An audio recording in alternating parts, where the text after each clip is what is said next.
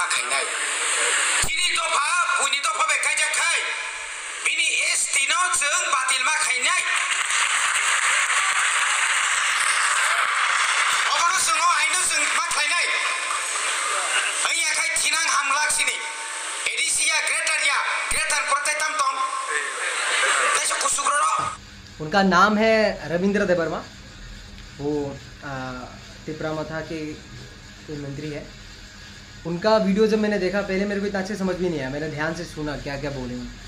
ऐसा एक रूल पास होने वाला है, सॉरी उन लोग करने वाले हैं ऐसा रूल एक पास, जिसमें कोई एसटी लड़की, आप सबको काफ़ी सारे लोगों को इस चीज़ के बारे में पता है, जिनको पता नहीं मैं उनको बता रहा हूँ कि अगर कोई एसटी लड़की किसी भी नॉन एसटी लड़के के साथ, किसी भी कहीं का भी नॉन एसटी लड़के के साथ शादी किया, निकाह किया, शादी किया, तो उस एसटी लड़की का जो एसटी सर्टिफिकेट है उसको जब्त कर लिया जाएगा। मतलब वो एसटी नहीं रहेगी, वो एसटी नहीं रहेगी।